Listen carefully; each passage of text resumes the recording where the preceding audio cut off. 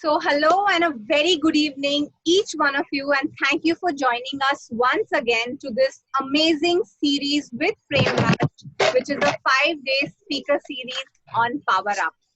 Today's topic is something that we don't usually speak about. We don't usually speak about sex to the real sense of it, what is required to be known about it. We do not talk about sex orientation because there is a lot of dogma around it which is not acceptable even in today's world. So let's just find out what is it and what is this whole thing about. LGBTQ is one thing that even I have been wanting to know the facts and what are the myths around it that have made this topic so sensitive, and still it's not spoken about a lot. So I'm very glad that we have Dilshad with us today and all of you are here. Premraj does this series, and on public demand, this is the second season I can say that we are doing, and we are looking at every month doing one program here with Premraj ji, and the way he conducts it, it's like, he's getting a lot of fan following. So that being that, let me tell you about myself. My name is Jaya Ubhan and I'm the founder of Power Up. Power Up is a business group. It's a community where entrepreneurs come together to exchange and develop a lot of business opportunities. So far in the last 2 months, we are now 30 members and a lot of business has been generated, and we are looking at a lot more. And very soon we would be talking about the figures that have been derived. Apart from the closed group meetings, we also do speaker sessions. We also do training workshops. So it's a cumulative, bouquet for each entrepreneur to come explore business opportunities, learn, and also interact with like-minded people. So thank you very much for being here today with us, each one of you that has joined in and those that are going to be joining in. Before handing over to Premraj, let me just tell you a little bit about him. Premraj is an author and a futurist speaker on leadership and management. He has spent 37 years in banking in public and private sector. He was also the CEO of the BPO arm of a leading private sector bank. Premraj is the co-author of 3 books. All 3 books hit the #1 spot on Amazon best-selling list. Views expressed by Premraj have been published in Economic Times, Business Standard, Financial Express, Indian Express, Mumbai Mirror, and other periodicals. Premraj hails from Mumbai. He resides with his wife, son, daughter-in-law, and pet cat-in-law. So over to you, Premraj ji, and totally excited about today's session. Yes, let's start it. Thank you, Jaya. Thanks for the kind introduction. My pleasure. Today on the show, we have Squadron Leader Dilshad Master, retired. She is an ex-Air Force officer, veteran who has served on numerous forward fighter bases for 12 years. She's a strategic defense analyst with a degree in management from IIM Indore. She's an adventure sport enthusiast and an ardent animal lover. Post her retirement, she worked as a content manager at a premier digital marketing firm in Bangalore. Currently, she oversees a business, Ed Chronicles, which is a written and audio content creation and a corporate training firm. A strong and ardent ally of LGBTQ community, she used to be the chief editor of the digital magazine 50 Shades of Gay. She now works towards transforming minds through diversity, equity, inclusion, gender and sexuality training. She sees herself as a cure sensitization catalyst. She is currently penning her first book for parents, Help, My Kids Cure. We will know more about her and her work in the next 1 hour. Welcome to the show, Squadron Leader Dilshad. Thank you. Thank you very much, Mr. Premraj. It's a pleasure being here. Thank you so much. Our pleasure having you. Thank you. So let us just dive into the questions. The audience are eagerly waiting to lap it up. Sure. How did you come to be associated with the cause of LGBTQ fraternity? It all started after retirement when I came to Bangalore. For a short stint, I was with a digital marketing firm. And at that digital marketing firm, one of its not for profit verticals was this very magazine called 50 Shades of Gay. It's for the LGBTQ community.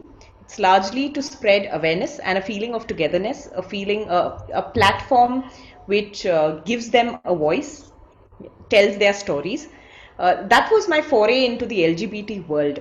Through that, I got to know a lot of people, heard their stories, interviewed them, found out about their lives, their struggles, their happy moments, their trials, tribulations. In fact, we were also part of the people who petitioned against Section 377. So, all in all, that was my window to the LGBT world. 50 Shades of Gay was my window, and I would like to put on record my gratitude for that digital marketing firm through which these doors opened up for me. That's nice. So, do you have any personal or first-hand experience you can relate with regard to this group? Yes, I do actually. A family member uh, years ago. This was when I was around 8 or 10. A cousin of mine, then male, was actually transitioning into a trans woman. I had no clue about it at that time. But what I was told by my mother was, whenever we visited him, not just us, anybody. So, any time that they had visitors or guests, he was immediately asked to rush into a room, locked up, and shut off. He was supposed to be boycotted, not just by the visitors coming in to meet his family, but even otherwise. I was asked to, if I saw him on the road, if I met him elsewhere, I was not supposed to speak to him. I was supposed to completely disown him. And I had no clue why, but I was just asked to do it, and so I did it. Somewhere it did pain me that I know this person, he's my cousin, and yet I'm supposed to look the other way. There were instances where I would see him at the bus stop, I would see him walking down the road, and I would either just cross over or completely avoid him, and I had no clue as to why that was so. Years later, I got to know that he was a trans woman transitioning from male to female. Today, that serves as a constant reminder for me that I have discriminated against an LGBT person as well. And it pains me because I have not been able to get in touch with her post all these years. I really wish to ask for forgiveness and just really wish to say sorry for what I had done, even though it was at that point in time not really known to me as to what I was doing. But that's been one personal experience which I hold very dear, very close to my heart, and I don't wish to see it being repeated for anybody ever again. So yeah. Thanks for sharing this, and we can see the pain in your voice when you can relive those experiences or those days. Of all the cases out there, why have you chosen this as your pet cause? Right. The one major reason why this is my pet cause is okay. So just to tell you a little about my life in college, I was associated with other NGOs as well. As you read out, I'm an animal lover, so I was associated with a cause for animals. I have also worked with street children to educate them. So there have been multiple causes, but this sort of became my calling largely when I saw that most causes have people who are they people associated with those causes. There are people associated with whether it's PWD, whether it's animals, whether it's the environment, um, lower castes, or bringing up lots of causes. There are always sympathizers. There are always organizations and associations trying to resuscitate these people, these minorities, right? But when it comes to the LGBTQ, unfortunately, this is one community which is discriminated against, even by the people they love. The safest and the coziest place that all of us find, we call home, right? This is one community where even people at home discriminate against them. Their very own parents would probably be shamed, guilty, angry. Uh, Hate is a very strong word, but it is associated with the LGBTQ as well. So, I mean, those are the kind of strong emotions that people who supposedly are supposed to be your cushion, your safe haven, even those people associate these kind of strong emotions with the LGBTQ, right? So I don't think there's any better cause to take up, because this is one community which gets discriminated against those who have faced discrimination themselves. For example, you have people with disabilities, you have people who are from scheduled caste, scheduled tribes, you have people who have seen discrimination, they know what discrimination is, and even those people would discriminate against the LGBTQ community. So it's very, very unfortunate, and that's why I hold this cause so close and dear to my heart. You know, this really needs to go down into people, that you're really discriminating against just fellow human beings for absolutely no reason. I personally don't see any reason why they need to be discriminated against. So yeah, that's what it is. A great cause to take up, and we salute your fortitude. Thank you. As a cure sensitization catalyst, what would your short-term and long-term goals be? In the short term, my very book, Help My Kids Queer. So my first and foremost short-term goal is to be done with the book, to market the book, and to see it in as many homes as possible. Largely because I think this is a book for parents, all parents. It's not for parents of queer kids, because you really don't know whether your kid is queer or not. You don't know if he or she would grow up to be which gender or which sexuality. And I'm not talking about the gender assigned at birth, right? There are very many other genders as well, not just the binary that we know, which is why it is for all parents, right? And it opens up your mind to what is there out there, why you should not be discriminating, why the things that there are very, very natural, they're very just biological and neurological. So all of this is explained in the book. So my very first short-term goal is to get Help My Kids Queer out. Next, I would probably like to host a talk show just like yours, Mr. Premraj, where I get to interview people from the community, parents from the community, allies from the community, people who run NGOs for the LGBTQ, or people who have done phenomenally well from the community. So that's another short-term goal. Also maybe coaching and counseling as a part of coaching parents or counseling them. If they have queer kids, or if they're going through some sort of distress or anger issues with regards to this. My long-term goal, however, is to set up an institute for the trans men and women, largely to skill up so that they could be employable. And I do understand that Indian society is a long way from accepting these people, which is why I feel along with just skilling them up is not enough. First, you need to employ them and show them that you can earn money by absolutely legal and dignified means. So that's the first part of it. To have them in roles which are not forward facing, and that's how they sort of start generating income, get employed, get employable. And then as and when society opens up to them and employs them, that would be the ultimate dream, like trans men and women being given jobs, being treated absolutely normally just like you would any other candidate at a job. That's the real long-term goal. But until then, skill them up and get them some sort of employment. Yeah, that's the long-term goal. As far as your book is concerned, let's hope it comes out very soon. and we will do it whatever we need to ensure that it is publicized. And let's hope and pray all parents read that book. Thank you. And hopefully by the end of the year. Yeah.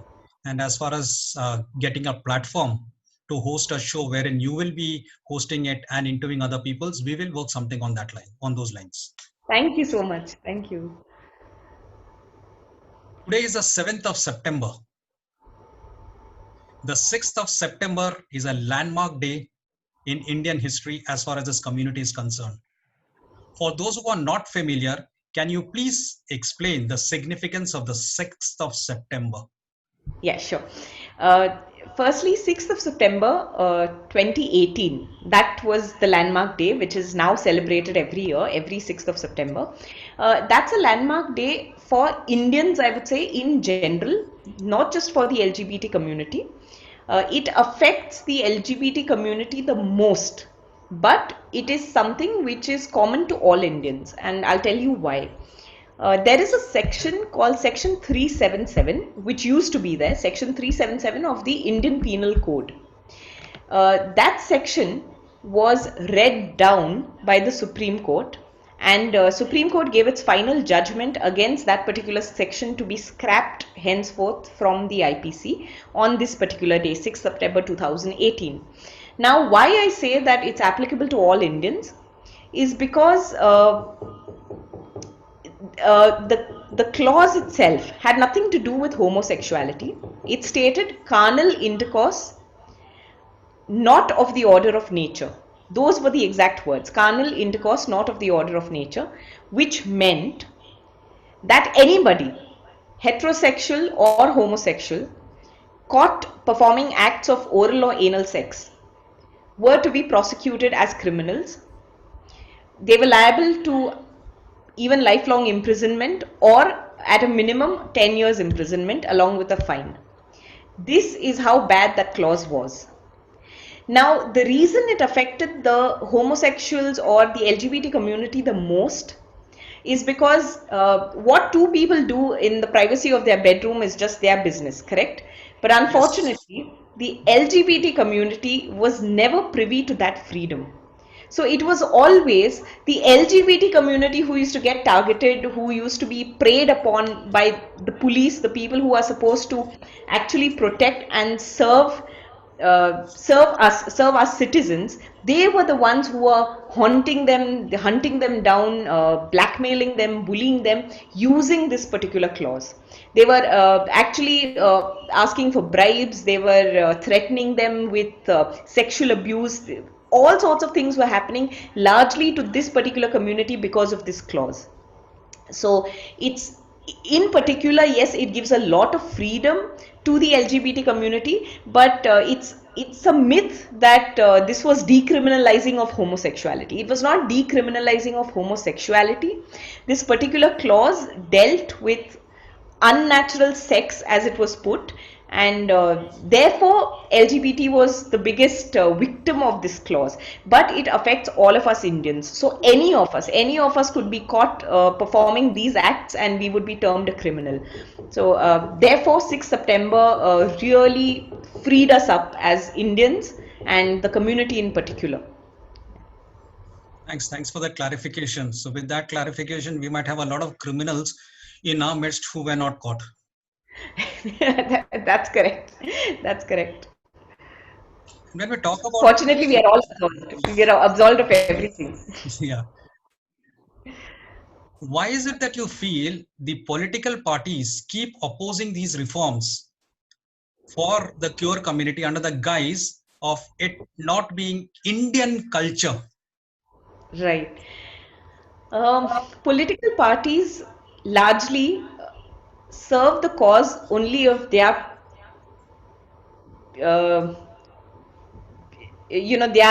vote banks.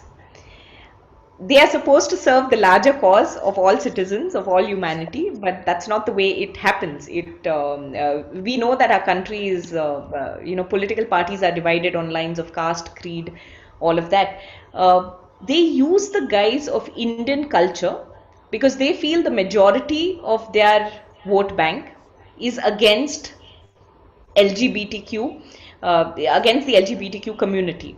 Now they do it under the guise of Indian culture, but what they do not know is it's got nothing to do with Indian, it's got nothing to do with culture. It was simply a clause that was introduced by our colonizers somewhere in 1861, and the British also used this clause not for religious lines, as it is often believed that, because they belong to a particular religion and it was against their religion that they introduced this clause, but largely to enforce policing. It was very easy to have generic clauses like these to find someone guilty of it, or even if not found guilty, they could always be accused of this and put behind bars. So this was simply for the ease of governance, governance and policing, that the British actually introduced such arbitrary and very generic clauses in the IPC, right? Which is why you find it in the IPC and not in the Constitution. Okay, it's not a constitutional clause which was struck off. It was in the IPC and introduced by the British way back in 1861. That, because of all these years of conditioning, we think is Indian culture. It's got nothing to do with Indian culture. If you actually go back and have a look at ancient Indian culture, gender, sex, and sexuality were not just known, they were widely discussed, and they were wonderfully celebrated in all their colors and in all their shades and in all their glory. So Indian culture, so to say, has always been open towards the LGBTQ community, even if not completely open. At least it was there, it was discussed, it was never taboo. You may agree with it, you may not agree with it, it's different, but it was not taboo. Ancient Indian culture. Today politicians do it in the guise of something that's not even Indian and has nothing to do with our culture actually, but was introduced by colonizers. So that's very unfortunate.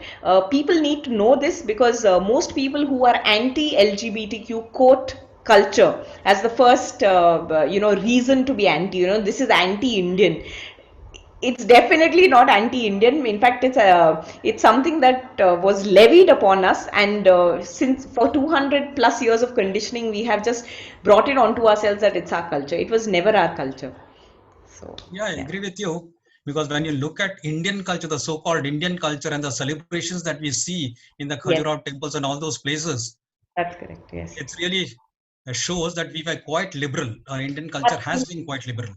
Absolutely, absolutely. I agree. I agree.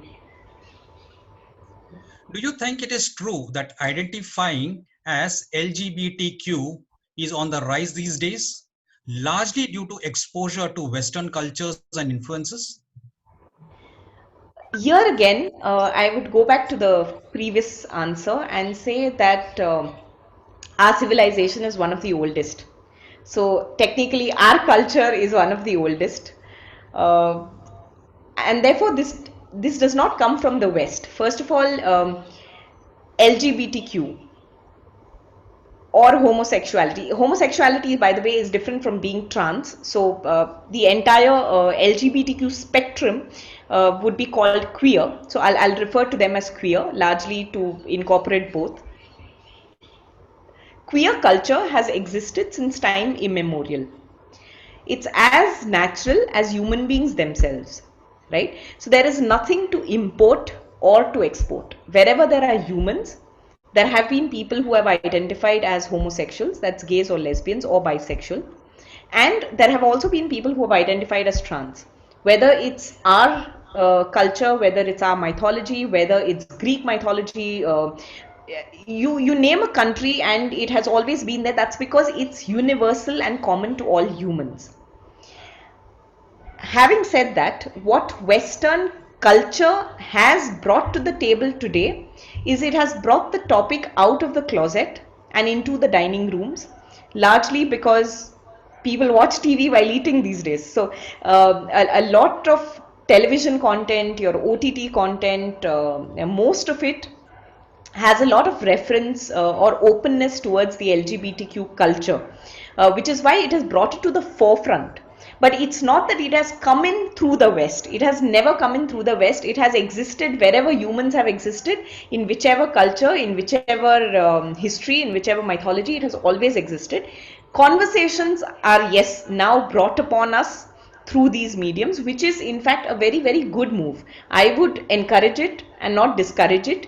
We need to have these kind of conversations, and we, as we all know, haven't been doing that with our children, whether it's conversations regarding LGBT or even sex and sexuality for that matter. We don't discuss it with our kids. We brush it under the carpet. We choose never to talk about it. Kids will figure it out themselves. They'll learn about it themselves. That's the way we've always dealt with it. Today, when it's streaming right into our homes and into our bedrooms, now we are blaming the West for bringing it in. This is something we should have done long ago. So I'm really glad it's coming forward now, but it's always existed. It's never been brought in by the West. Okay. We hear a lot about child sexual abuse in India. Does it play a role in determining the victim's sexuality as and when he or she matures into adulthood? This is a really tricky question because the answers are both yes and no. And I'll explain why. Unfortunately, child sexual abuse is again something that we choose to brush under the carpet. It has come out in the open of late, but largely, again, it was something which don't ask, don't tell. It was one of those issues a few years back. Even growing up as children, even for us, it was, you don't question the authority of adults and of grown-ups, and which is why a lot of children, unfortunately, faced it. In India alone, the numbers are 1 in every 3 children are sexually abused. And I said 1 in 3 children, not 1 in 3 girls. It is common. Again, it's a myth that it happens only to women. It happens to girl children. It happens to both male and female children. So that is how rampant child sexual abuse is. But to answer your question, child sexual abuse itself is a huge spectrum. Right from touching someone inappropriately to raping the person constantly for years. It's a huge spectrum of the things that are done to children, right? So a lot of it depends upon who is doing it, when it has been done, how long it has been done, what exactly was being done. All these factors by the perpetrator, and all these factors also apply to the victim. How old was the child when it was done? How prolonged was the abuse? Who was it done by? Okay, was it a one-time thing, or did it keep happening over and over and over again? All these factors combined determine whether the child grows up to embrace homosexuality or remains heterosexual. The reason is, if this were true, every woman who's ever been abused would be a lesbian or a bisexual, but that does not happen. Similarly, every male that was abused as a child does not grow up to be a homosexual, right? Which is why it is a no. Okay, it does not determine your sexuality, but it is also a yes, because at times children are abused by the same gender. So a girl child is abused by another grown woman, a boy is abused by another grown man. And again, depending upon the length at which they are abused, the kind of abuse that has taken place, he or she grows up to believe that that's the only kind of intercourse they enjoy, or that's the only kind of intercourse they want, or that's the only kind of intercourse they know in some cases, which is why they do tend to they tend to lean towards homosexuality. But there is no clear-cut answer for this. This depends from case to case. It's a mind game. It's a neurological game, and how it affects the child, we can never know. It's unique to each individual. Although child sexual abuse itself is very rampant, each person's experience is unique, and that goes on to, play truant with the victim's mind and determine his or her sexuality. So, yeah. Thanks for sharing Yes, that. Yeah. The statistics that you have shared is quite shocking. It is, yes. You have been Yes. you have an armed forces background. Yeah. Could you please throw some light on the status of the queer community with regards to the armed forces? Right. Unfortunately, the armed forces today in India do not accept people from the queer community. Uh, there is a BJP MP, Mr. Jagdambika Pal, who in December 2019 introduced a bill in the lower house of parliament in the Lok Sabha to amend the Army, Navy and Air Force Act to include members of the LGBT community to serve in the armed forces. It has not been discussed yet, and it has not been passed into a law yet. So as of now, as of today, the armed forces of India do not permit people from the LGBT community to serve. I personally know of a sailor who transitioned from man to woman, and he was asked to leave the armed forces. He did transition successfully. He is now a beautiful woman, but he was thrown out of the Indian Navy because he expressed a desire to transition. Right, so as of now it does not, but who knows, because we as women, in my time in the services, I signed up as a short service commissioned officer. By the time I left, permanent commission was there. A few years later, we now have fighter pilots who are women, which was again a very taboo all men zone. We broke that ceiling. So who knows, maybe 10, 20 years down the line, we just may have a queer chief of staff. Who knows? And let's keep our fingers crossed for that. But Yeah, let's keep our fingers crossed. Yeah. What, according to you, are some of the rights that the queer community expects from society in general and the government in particular? First and foremost, the right to dignity. That is a basic human right which anybody, any of us, should expect, and we should not have to demand it. You know, it should be a given. Okay, we call ourselves a free country. We say we freed ourselves of slavery and of, you know, British Raj and all that, but we still aren't free. I mean, if in our own country, which is not ruled by any colonizing ruler today, if we have to live in fear, if we have to you know, worry about how we dress, how we act, how we speak, whom we speak to, whom we hold hands of, if we have to worry about that, then we are not living in a free country. So first and foremost is the right to dignity, which is, as far as the constitution is concerned, it is a given, but it's far from being implemented in real life. So that's the first thing that for the LGBT community you require. Like I had said earlier, all other minorities, you know, all other minorities, we are taught to be conscious of them, we are taught to be good to them, you know, really decent, kind, noble to them. You know, you don't teach a child that if you see another child who's limping, make fun of him, or, you know, throw stones at him or call him names. You don't. You teach the child, you know, always be helpful of such, be helpful to such people. If you see a visually challenged person crossing the road, go give him a helping hand, allow him to cross the road. But when it comes to the LGBTQ community, if you see a trans woman begging at the signal, you roll up your glasses, your you know, car window. If someone, if by chance he happens to touch you, you know, you just brush off your shirt, or you brush off your arm, or you say, hey, you know, hath mat lagao, dur jao. So these are the kind of things that no law can implement, no law can be passed. It is the mindset which needs to change. So first and foremost, the right to dignity. But as far as the laws which require change are concerned, we still are a long way to go. We haven't given LGBT community equal rights, just like all of us other citizens have. We don't have right to marriage. We don't have right to adoption. Don't have right to surrogacy. Don't have you know, even live-in relationships are now accepted legally, but you ask an LGBTQ person if he or she goes to look for a house on rent, whether they get it or not. So there is a long way to go. So many a slip between cup and lip. It's all there in papers. We have the best constitution in the world, but when it comes down to implementation, we are a far, far, far way off.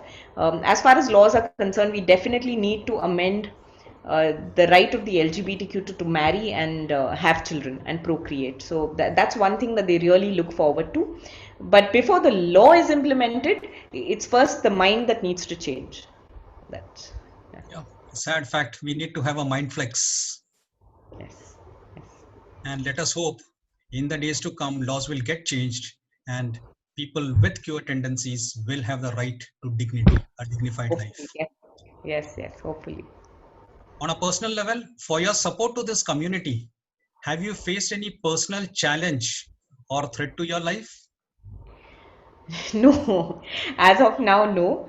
But let me just say this: this has been a cause which I have newly associated with. It's been in my mind for years.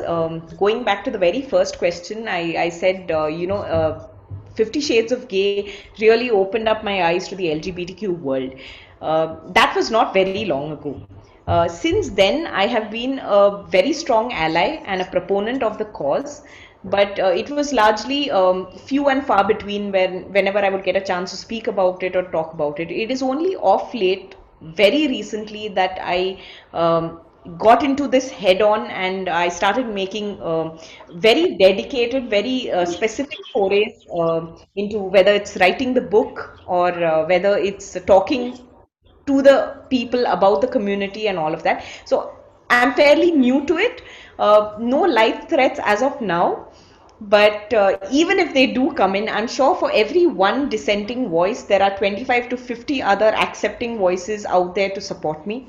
And I bank on that support to egg me on. These death threats don't matter. Every single change that has ever been brought about in society has first been unaccepted. Whether it is saying that the earth is round and not square, even that person faced a death threat. Whether it was raising your voice against sati or girl child education, every good cause has had threats and people pulling it down. If those people stopped, so many things we wouldn't be privy to today. So not as of now, but I don't think I'll really care for them. There are a lot of voices in support. There are more voices in support than in dissent. So I am going to look forward to it positively. And That's brave yeah, of you. not That's worry brave about of you. that. My time with you is complete now. I hand over the stage to Jaya. Our audience would have some questions or clarifications that they would like to seek. Absolutely. Jaya, over to you. Yes, I was completely mesmerized by the information that was being downloaded. One, because this has been the first time that I have had an opportunity to listen to this from a real person, because we listen to it in the media on videos and stuff like that, but having a live conversation about it was my first experience. To tell you the fact, my heart pains actually listening to the kind of things you were saying, the child abuse, and the basic right of equality, the basic right to dignity are also being forbidden for people in the society. But one thing that I take away from you today is that whether it is a life threat or whether it is being opposed by the entire world, but the cause that stands right is eventually going to be taking its stream, it will be fulfilled. Because I Yes. have also faced these kind of things a lot of times, opposition when I'm trying to do something new, something which nobody expected. So I'm very proud of having you here today. Thank you so very much for sharing such a sensitive topic and talking to us about it in such a dignified way. Thank you so much, Dilshad, from Dil Se. Yeah. Thank you. You're most welcome. Yes. So we will just see if our audience have any questions. And audience, I would request that let's be open about this. Let's not have any hang-ups. Let's talk about it. If you have any questions, do not shy away from asking. We are all here. I think Kulpreet wants to say something. Is it? Yes, how did okay, great. Rizwan, I have a question for you that Sure. the LGBT community, is there any law or any guideline for workspaces? Because I had told my HR, let's get somebody from the LGBT community in our office and something like that. But is there any law or anything to protect their rights at workplace? Okay, so as of now, the constitution itself, okay, which is the highest authority in the country, there cannot be anything overriding the constitution or bigger and better than the constitution. It offers all its citizens, irrespective of caste, class, gender, religion, of anything, irrespective of anything, the right to work in any legal profession that they choose to. So if you take that clause into consideration, there is absolutely nothing that can or should stop a corporate from recruiting LGBTQ. Another thing, whether it's the corporate or the armed forces, if you are recruiting a person for work, you have a JD, right? You have a job description, and you also have a QR, that's your basic qualifier. If an individual meets the qualifier, performs the JD as expected, why is his or her sexuality questioned? That's the thing which needs to be told to the HR. That's the thing which, what are you actually recruiting for? You're recruiting the person for a particular role. If the person performs the role as expected, if he or she meets the educational requirement, on what basis can you actually discriminate against the person? It's absolutely illegal. It is constitutionally illegal to discriminate against any person. Yes.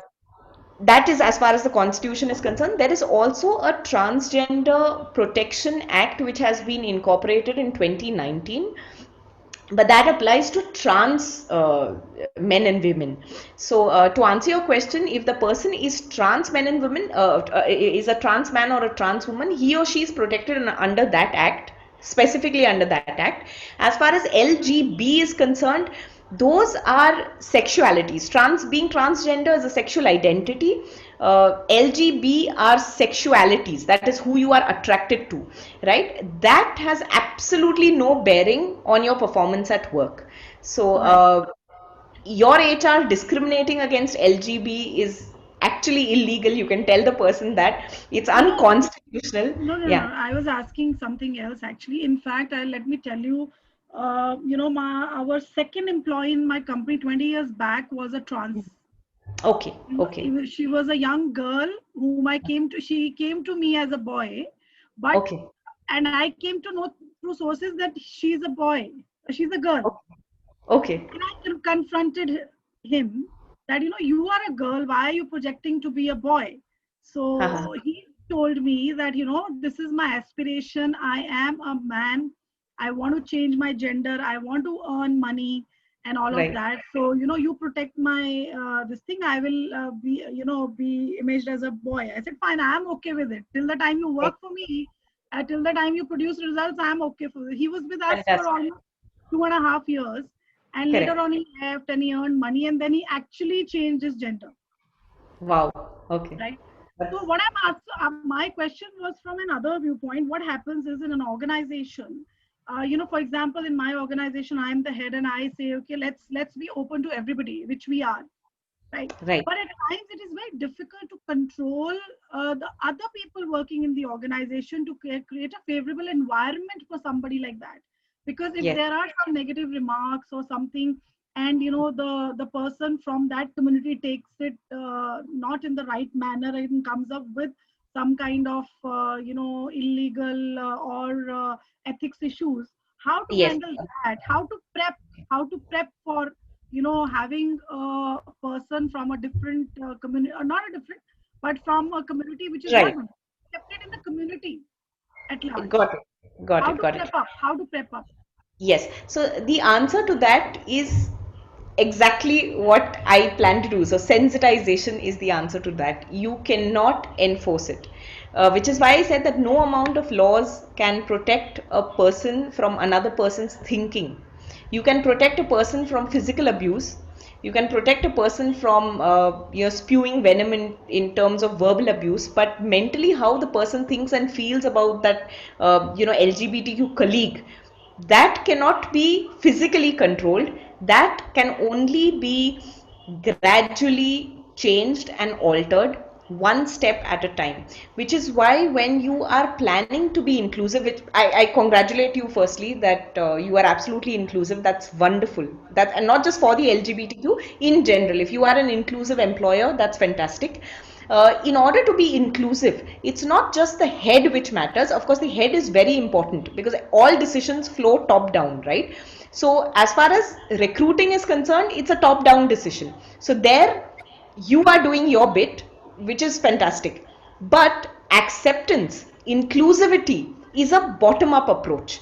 There, top down will not work. There, you will have to begin at the bottom, at the grassroots, and they are the ones who require sensitization, which is why I always say that I don't work for LGBTQ really don't require working on them. It's the others who require to be sensitized towards the LGBTQ.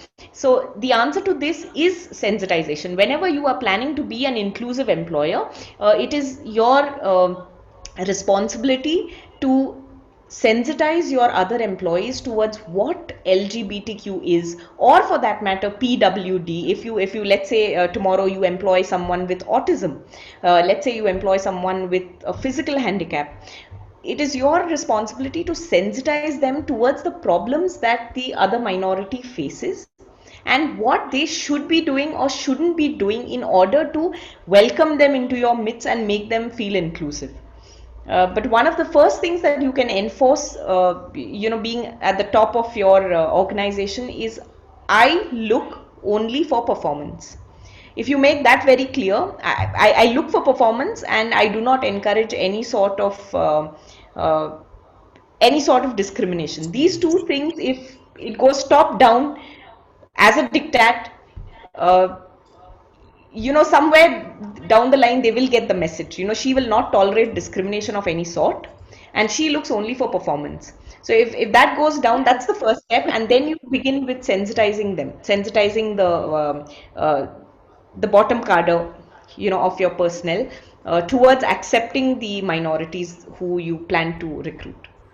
Yes, great. Thank you so much. In fact, let me tell you, we also had two gays working in our company, which were obviously performance driven, and we used to have a lot of fun with them, and because we knew that it is like your sexual orientation. I have nothing to do with that. That's your personal life.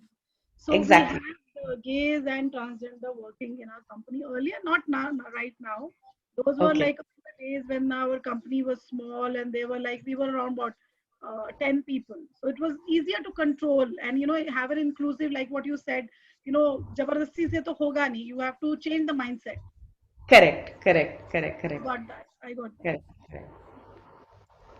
Dilshad, I have a question. Jaya, can I ask the question?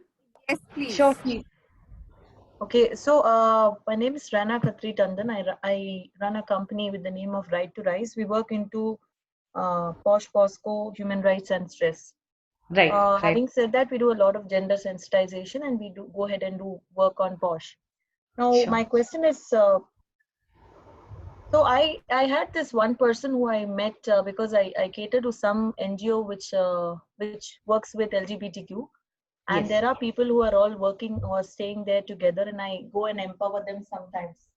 Right. So once somebody just got up and asked me, would you keep me in your company if you're telling that people keep you equal? Okay. And I kept him as an intern helping me. Right. Now, as a founder, it's fine for me to keep that. As the people who were coming in or the teams who I hold at different places, that's fine. They have accepted it because I have made it importantly necessary. Yes. But there was always this hitch on that person saying that, I don't know how people think about me. I don't know how people would feel about me. And he could sense some kind of disorientation of mindset, like you said. Now, Yes. you said a very valid point that you can't change everybody's way of thinking and mindset is what I also understood. But I'm just saying that even so, he did leave my place after that because he was just an intern for some time. But Right. and he said he was happy about it because he got a job at Accenture then. Oh, So great. very Awesome. much working in Accenture now in Mumbai at one of Right. the office sites. But I'm just coming to ask, for him it's okay because we got him some kind of placement.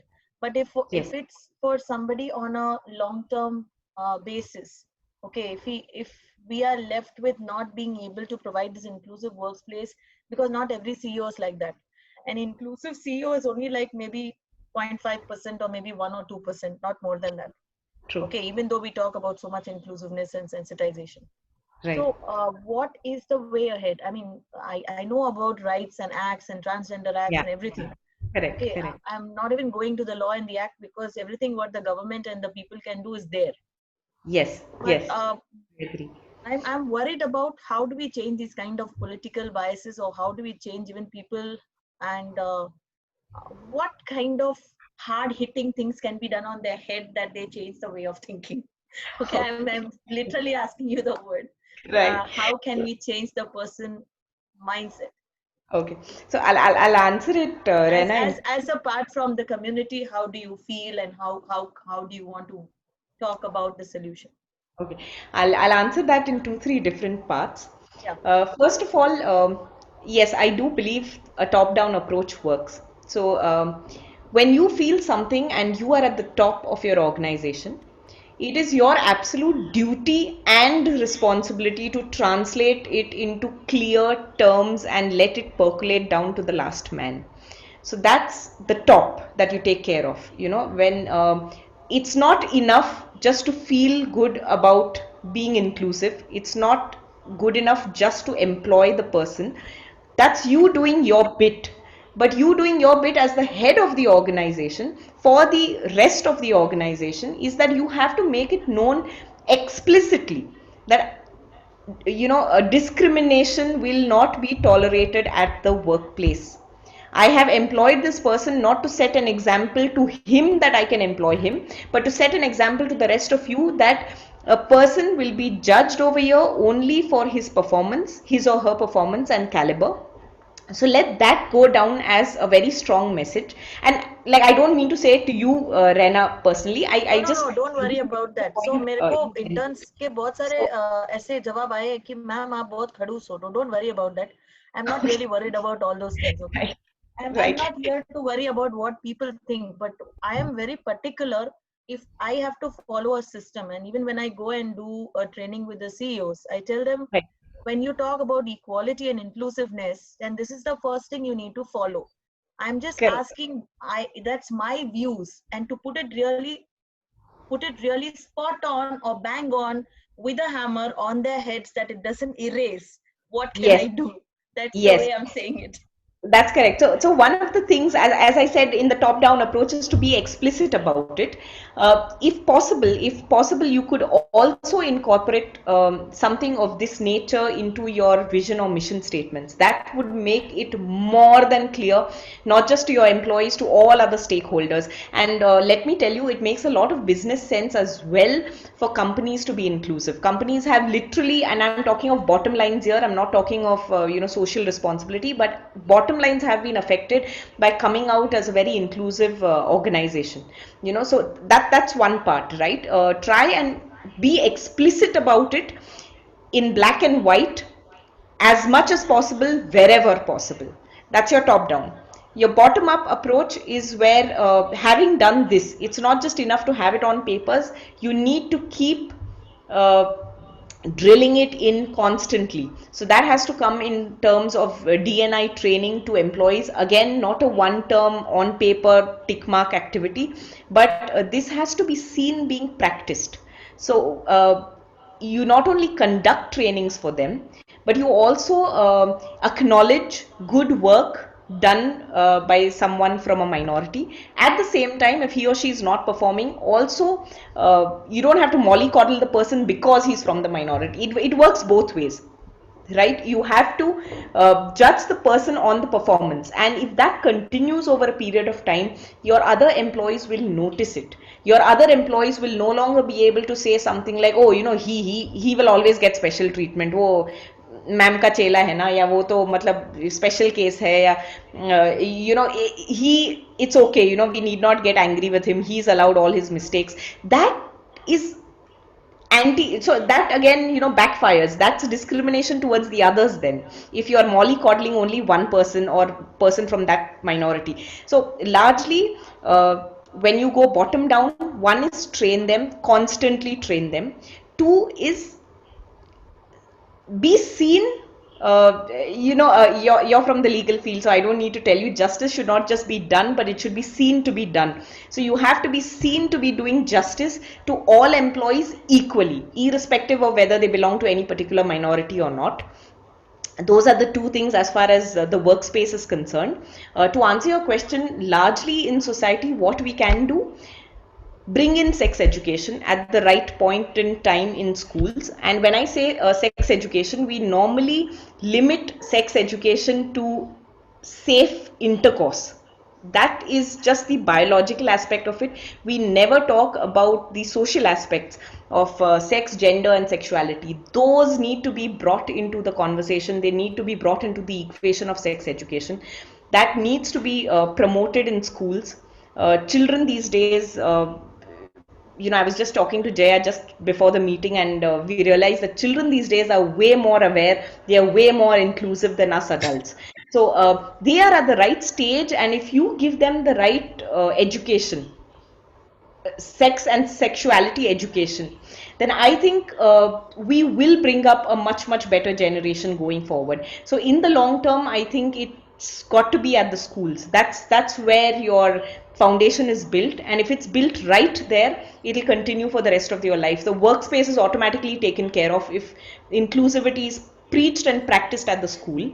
And yeah, so these are the three parts in which I chose to answer your question. Two at the workplace, one going forward in society, in schools. Over to you, Jaya. Thank you so much. Good conversation, Reena and Dilshad. It was great to hear you both.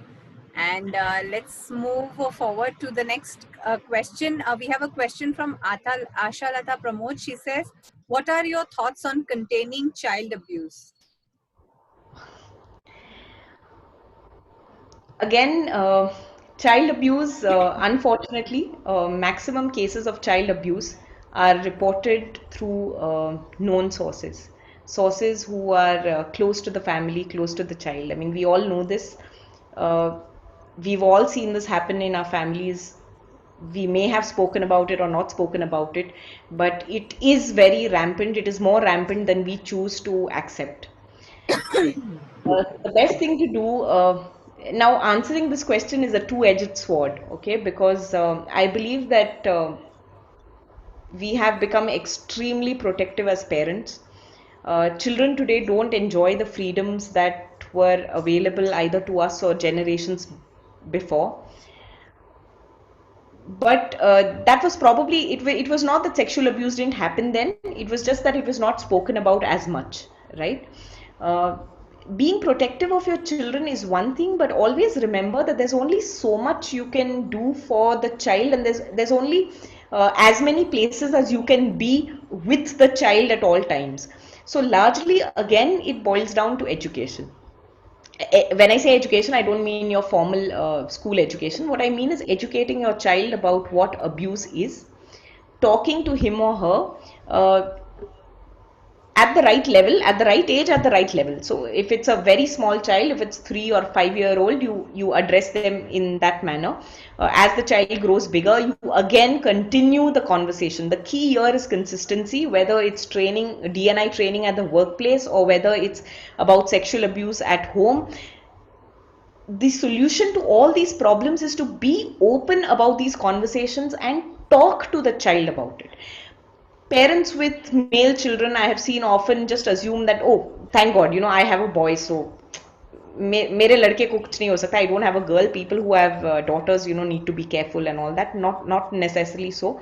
As I said, 1 in every 3 children are sexually abused, male or female. This conversation needs to be had right from the time the child is 3, what is good touch, what kind of touches to be aware of, where being touched is good or bad, by whom you are being touched, and if you don't feel comfortable, move away. These kind of things need to constantly be preached and spoken openly about among the parents and to the children. Only then can we, I won't say rule out sexual abuse. There will always be perverts, but our children would be alert to the threat. So the idea is to be alert and active to the threat. Wiping off the threat is not really something that's ever going to be possible. Of course, stringent laws, all of that can come in, but India has a lot of laws and less implementation. So I wouldn't really rely on our policing agencies to curb child sexual abuse. We as parents need to curb it. So it has to come through education. It has to come through opening up of our minds. When our minds are open, we'll talk to our children about it.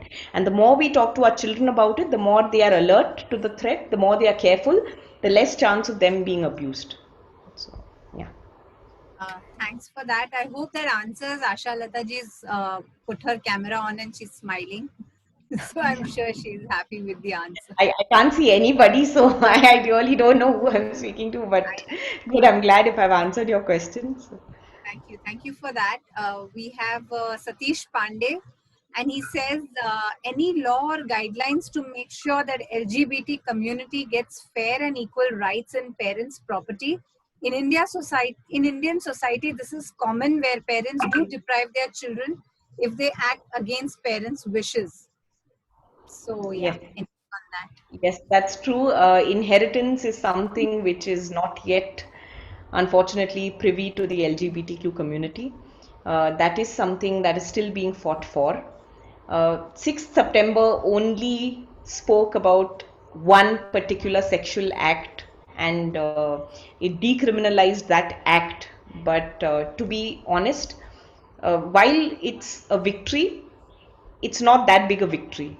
We are living in a free country today without a foreign power, but we are still prisoners within our own free country. The LGBT community is still uh, largely discriminated against when it comes to all of this inheritance laws, marriage, adoption, surrogacy. A lot of rights still.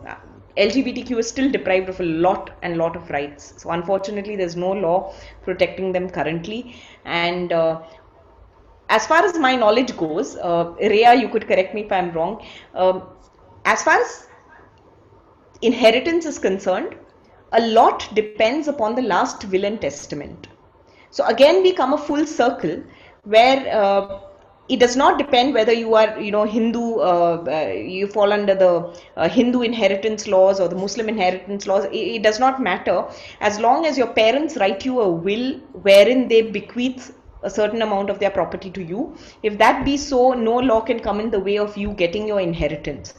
The problem begins and ends at home. It's the parents who disown the children, and therefore the child is not privy to the parents' wealth or estate, right? So again, back to square one. Help my kids queer is really necessary, because until the minds of parents open up, all these things will continue to be an issue, right? So it's not that weddings also don't take place. Weddings do take place. Weddings of lesbians and gays take place in India. There are a few forward-looking priests who perform those ceremonies. It has no legal acceptance. So all of this is there.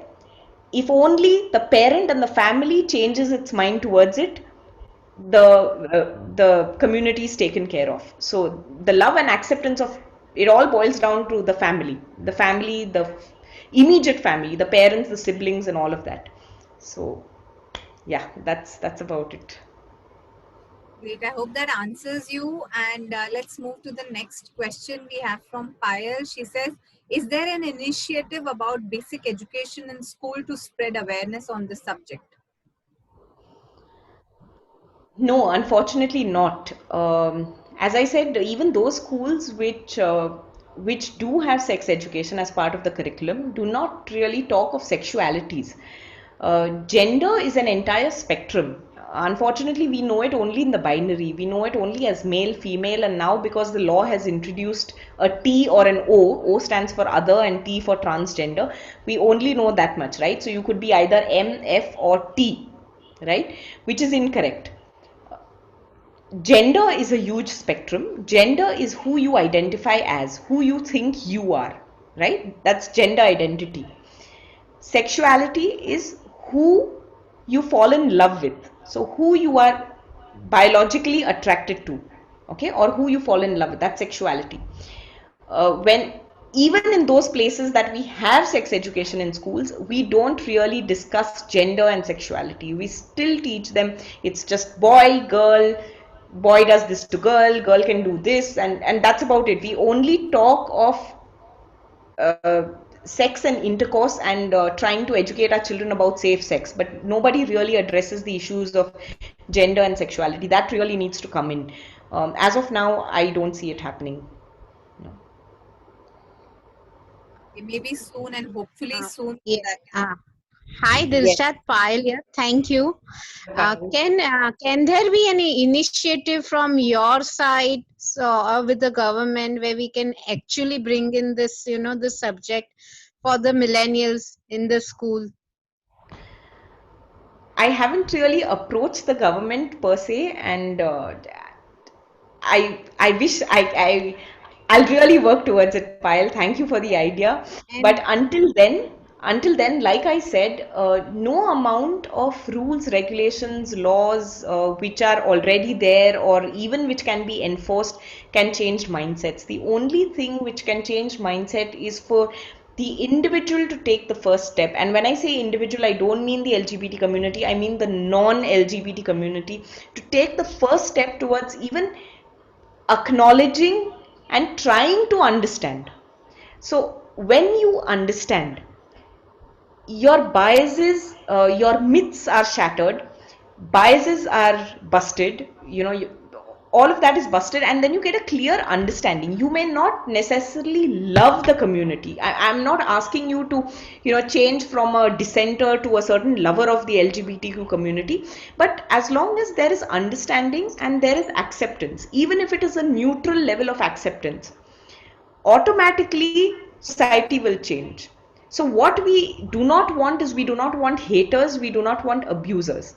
You may not be absolutely pro the community, but as long as you're not anti the community, as long as you're neutral about it, as long as you say that how you live or who you sleep with is not my problem, that's good enough to begin with. So first and foremost, I would say we have to start with the basic social structure or the base, yes, awareness in the immediate social setup, which is family. So what's your first social circle? As a human being, your first social circle is your parents and siblings, right? Your first immediate social circle. We need to go in out rather than out in, okay? Because anything which is out in is enforced, and the more things are enforced, the more you rebel against it.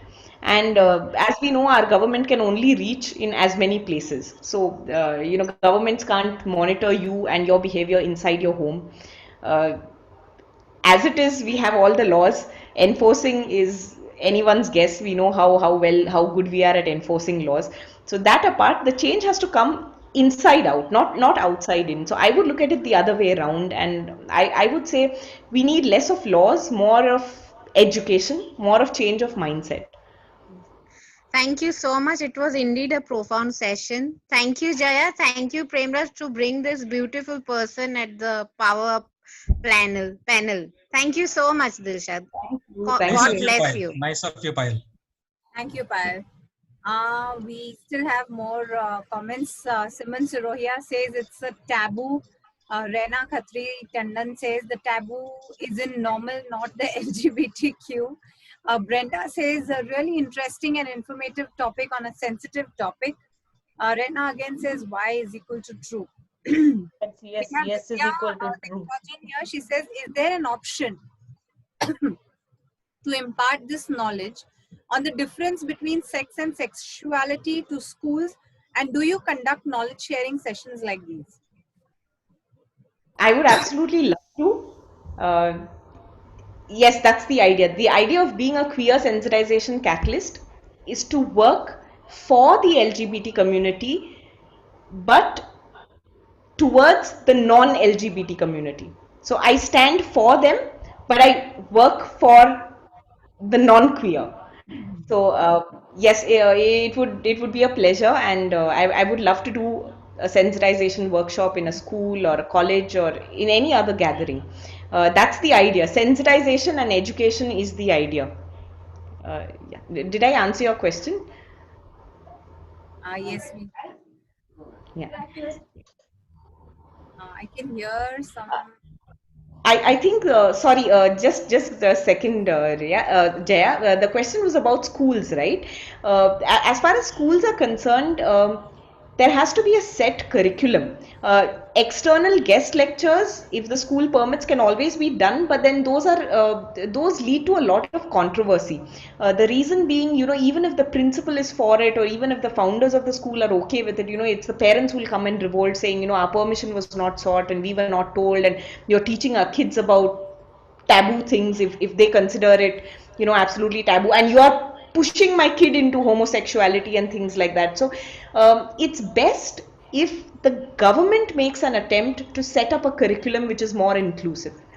Then having enforced, again, there are certain things which always work top down, and then there are things which work inside out. So setting up a curriculum is a top down factor.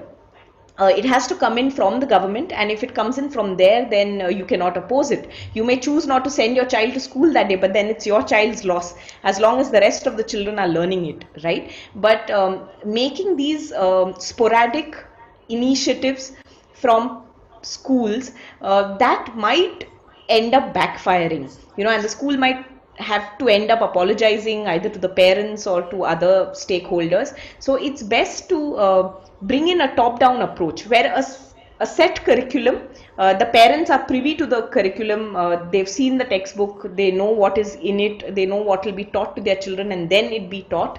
So that would work better than just having a guest lecturer come in and take the class for children. Children would be very accepting of it, let me tell you. Children are way more inclusive, way more accepting. It's the parents and the adults who would create the problem. So yeah, Jaya, over to you. I agree to that completely. So we have Satish Pandey who says, thanks for the answer. Let's hope that we have suitable laws framed in the near future to have equality across all sections of society. Yes, let's hope again. Brenda says, Let's hope that work towards that. Let's work towards it. Vidya says, thank you, Dilshad. Brenda says, what can we do to sensitize parents as well as the young? I think that's... Read my book. Oh, yeah. Yeah, we must launch it here on Power Up too. So whenever it's ready, do touch base. And, we can have some kind of sensitization. Sure. Yes, want to say something? Okay. Yeah. So Shirish go ahead. Says, I have a teenager. Oh, that got lost. 1 second. Yeah. 1 second. The chat gets lost when somebody pops up. So Shirisha says, I have a teenager. Can you throw some light about the book you're talking about? Sure. So my book is largely for parents, and it's not for parents of queer kids alone. It's for parents in general, because you cannot say for sure today whether your kid would grow up to be queer or not. Even if not queer, your kid could grow up to be biased and prejudiced, and it is your duty as a parent to deride that bias, to nip it at the bud, nip it at the absolute beginning of the bias. And you can nip it only if you are knowledgeable about what you're talking about. The problem in Indian homes especially is we do not wish to discuss it. So the kid learns it from the sources that he or she is privy to, right? And then grows up biased about certain things. if the kid sees us accepting, the kid discusses with us, the kid's mind opens up.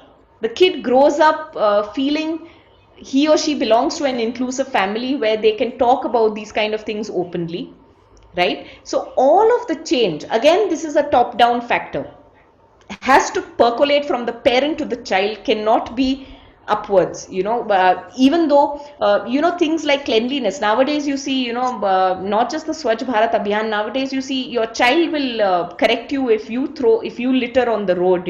That's the kind of level we have gone down to in schools, and we've taught our children to be so conscious of either cleanliness, water saving, all of that. Why can't we teach our children to be sensitive about the LGBTQ? It could work bottom up, but that's something which may or may not work depending on how the school teaches the subject. But if it is top down, if it is taught by the parent to the child, it will definitely work, because you are your child's first role models.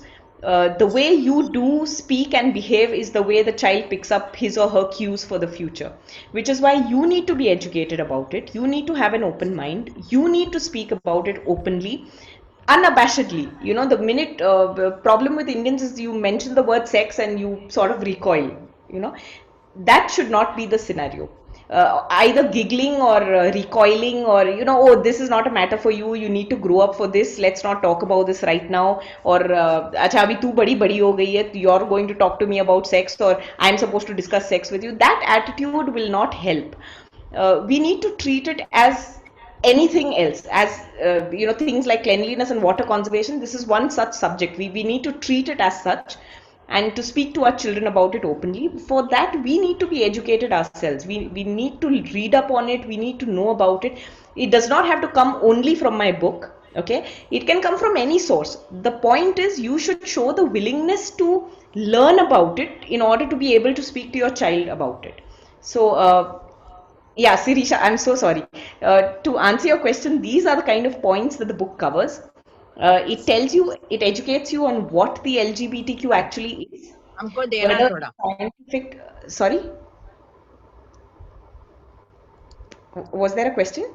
No, continue. That happened by mistake. So whether it's scientific or not, and what are the legal provisions, what are the religious perspectives, and what are the troubles and travails that the LGBTQ themselves face. When you sensitize a person towards what a child actually goes through when he belongs to the community, I think that will really soften up the parents to understand, to understand the pain of that child. So all these aspects, whether scientific or legal or medical, are all covered in the book. Sirisha, I hope that answers your question. Thank you so much, Dilshad. It has. Will be a pleasure to read. And yes, Shirisha has been also texting us, and she also said it. She says 100% agree. Thanks a lot, Dilshad, for the insights. Would love to read it. Yes, my responsibility to educate my children, and each one of our responsibility too. We also have Ashalata ji saying many schools have permanent counselors. They could take care of this in a structured way. Yes. Venkata sir says India has got talent. Thanks, Premraj. We have Brenda who says, what can we learn from the other countries that have made more progress in these areas? Okay. So Brenda, let me just slightly correct you there. I think the world has learned from us. Unfortunately, we had forgotten our lessons, and now we get our knowledge from them. It's very unfortunate. And this is across the board, not just knowledge about the LGBTQ community. We are the most ancient civilizations with n number of knowledge. Our Vedas, our Puranas, the knowledge that we held as a civilization cannot be surpassed, has not been surpassed and cannot be surpassed. Gender, sex and sexuality is only one tiny bit of all that vast knowledge that we had. So unfortunately, we have lost our knowledge, and now we are regaining it through the West. So we are not learning from the West, we are only regaining it from the West. The world has learned from us. So let's never ever forget it. The so-called guardians of Indian culture, they don't know what they are talking about. Our Indian culture is that Indian culture which is really really ancient, and which the world learnt from. Today, if there is anything which we need to ape from the West, it's their openness towards the way they speak and deal with their children. uh, one thing I would love to stress upon: we have never learned to let go. Indian parents are not known for that, and I think everyone across the board will agree. Whether your child is 3, 13, 30, or 60, you still want to hold on to the child. We do not let go as parents. Everything that the child does, eats, sleeps, the way he studies, the way he performs, everything, we take it as a reflection of us, and that's where we are going wrong. So if there's one thing that we can ape from the West, I would say it is that no other species clings on to their young ones till the very end, either their end or the child's end. No other species does that other than humans, and even in that I feel Indian parents are at the top of the list. We never learn to let go. Everything we take as a reflection of us. If my child is gay, I must have done something wrong. If my child is gay, how shameful, what will the world think of me? Why, how can I go out, how can I face the world? I am asking him not to be gay to protect him. So I am telling him that you should not be gay because I care for you and because I worry about you. He will take care of himself. You're making the issue about you and not about the child. Whereas that's not the case in the Western developed countries. They learn to let go, 16, 18, and they kick the child out. It's not that they love their child any less. It's just that they sort of let him or her go to make his way in the world. They do still stay connected. It's not like they are completely cut off. They stay connected, but then there is, of course, a very healthy distance. I think we need to learn that healthy social distancing, not the kind we're going through right now, but that social distancing is something we need to really learn from the West, in learning to let go. Marriage जहाँ मैं बोलूँगा वहाँ होगा, पढ़ाई जो मैं बोलूँगा वही होगा, engineering तो engineering ही लेना है. So all these aspects we just never learn to let go. If we learn that tiny bit from the West, I think baki ka the knowledge base and all, we have more, much more, much deeper than them, and we don't need to learn anything from them. We can just go back to our roots. Everything is already there. Just learn to let go. So That's so yeah, true. Learning to let go is something that we can do to enhance our culture, reignite our culture, something that Brenda was also mentioning. Now she says, so true, Dilshad, Indian parents never let go and give wings to fly. But I think we, the generation now, we will learn to do that, and we will give wings to our children, hopefully. We have Vidya, who says the case of Cochin Metro is shining example of inclusion in the mainstream workforce. Anyone requires is just a little support in whatever we choose to do. So the case with LGBTQ community. So is the case with LGBTQ community. Thank you for reinforcing that. Thank you, Vidya. That was such a beautiful comment. We have Satish. He says, thanks, Dilshad, for such a wonderful session full of knowledge and insight about such a socially relevant topic. Thanks, Premraj ji and Jaya, for conducting this session. Have to leave now. Thanks once again. Thank you, Satish. Brenda says, okay, we read that out. Ashalata says, our parents' generation told us to get on our own 2 feet as fast as we can, but successive generations are parenting forever, as you said, to the grave. Yeah, that's so true. And thank you so much. We crossed the time, but I think we can go on for so much more time, because this is a topic of interest. This is a topic which is very new to everybody. We don't talk about this often, so we feel like going on and on and on, and time just doesn't stop for us. But thank you for your patience with us, Dilshad. It was really, really nice of you to having handled all the questions. to having come to us and share such a beautiful journey, and the mission that we are very glad to be having you here. So thank you so much. I'll hand over to Premraj ji now, and then we take leave. So thank you so It's been much. an absolute pleasure. Thank you so much, Jaya and Mr. Premraj. Thank you for having me. Thank you. Our pleasure completely. Yes, Premraj ji.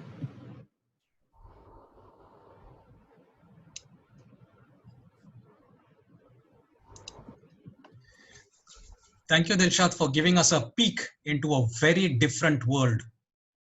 Thank you. You're rendering human service to a set of marginalized people. Yes. Thank You you are so a much. catalyst in the true sense of the word. Thank you. Wishing you success in this crusade. We are with you. Thank you and good night. Thank you. Thank you so much, and good night, everyone. Thank you. Thanks a lot. Thank you so much from Power Up and all the members that are here, and we hope to see you again very soon. Tomorrow is yet another session with another powerful speaker, and we will be here at the same time, 7 p.m. on Zoom on the same link, and we hope that all of you are here. Signing off from all of us, do connect with us for Power Up, and we'll be very happy to connect with you. Thank you so much. Good night. Thank you. Thanks a lot. Thank you. Good night.